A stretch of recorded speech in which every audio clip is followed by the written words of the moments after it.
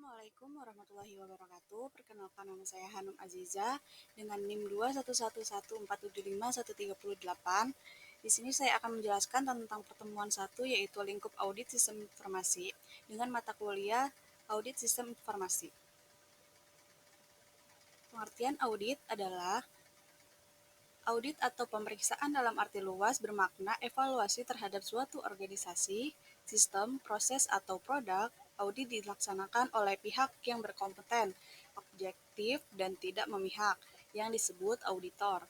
Tujuannya adalah untuk melakukan verifikasi bahwa subjek dari audit telah diselesaikan atau berjalan sesuai dengan standar, regulasi, dan praktik yang telah disetujui dan diterima.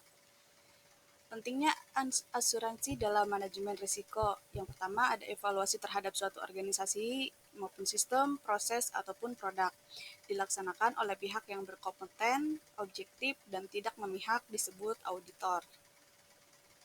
Sedangkan pengertian sistem informasi sendiri adalah kombinasi dari teknologi informasi, data, prosedur, dan sumber daya manusia yang bekerja bersama untuk mengumpulkan, memproses, menyimpan, dan menyebarkan informasi guna mendukung pengambilan keputusan, koordinasi, dan kontrol dalam sebuah organisasi. Dalam konteks bisnis, sistem informasi digunakan untuk mempermudah manajemen dalam mencapai tujuan organisasi dengan menyediakan informasi yang relevan dan tepat waktu. Komponen utama dalam sistem informasi yaitu ada perangkat keras ataupun hardware, meliputi perangkat fisik seperti komputer, server, jaringan, dan perangkat lain yang mendukung pemrosesan dan penyimpanan data. Yang kedua ada perangkat lunak yaitu software, aplikasi atau program yang mengendalikan dan mengatur pemrosesan informasi. Ini termasuk perangkat lunak, aplikasi, dan sistem operasi. Yang ketiga ada data, yaitu kumpulan informasi yang disimpan dalam sistem. Data merupakan bahasa mentah yang nantinya diproses menjadi informasi yang berguna. Yang keempat ada manusia ataupun people, pengguna sistem informasi mulai dari staf operasional hingga manajemen puncak yang menggunakan data dan informasi untuk mengambil keputusan. Dan yang terakhir ada prosedur, yaitu langkah-langkah atau aturan yang mengatur bagaimana data diproses, disimpan, dan didistribusikan dalam sistem. Fungsi sistem informasi dalam organisasi yaitu yang pertama ada sistem informasi manajemen atau SIM untuk mendukung pengelolaan organisasi. Yang kedua ada sistem pendukung keputusan atau DSS untuk membantu dalam pengambilan keputusan strategis. Yang ketiga ada sistem informasi eksekutif atau EIS yang memberikan akses cepat ke data penting bagi eksekutif. Dan yang terakhir ada sistem pemrosesan transaksi atau TPS yang memproses dan mencatat transaksi sehari-hari.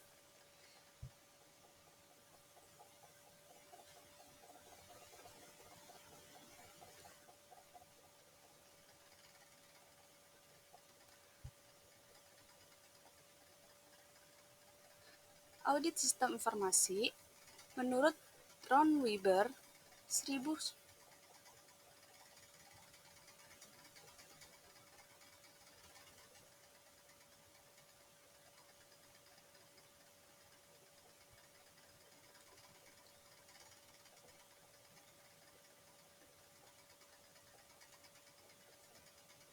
Audit sistem informasi menurut Ron Weber 1999, 10, Information system auditing is the process of collection and evaluating evidence to determine whether a computer system safeguards asset, maintains data integrity, allows organizational goals to be achieved effectively, and use research efficiently.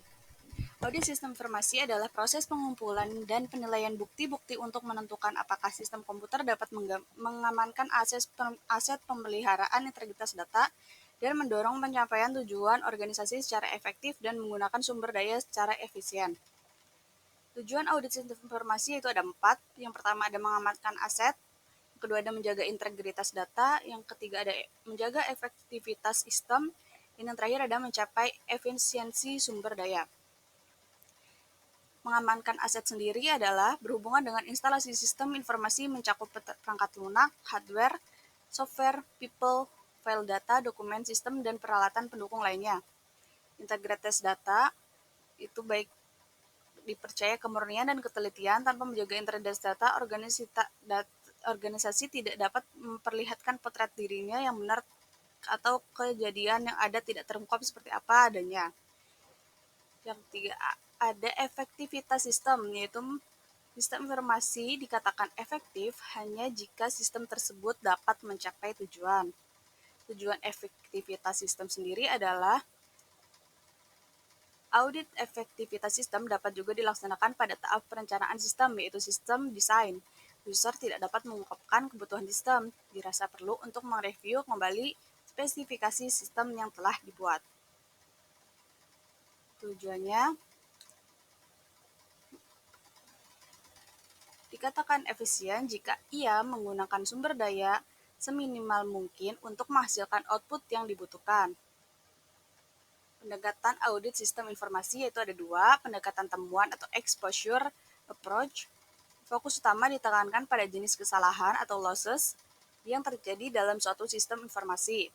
Setelah itu, ditentukan kendali kontrol yang dapat digunakan untuk mengurangi kesalahan tersebut sampai pada batas yang dapat diterima atau acceptable levels.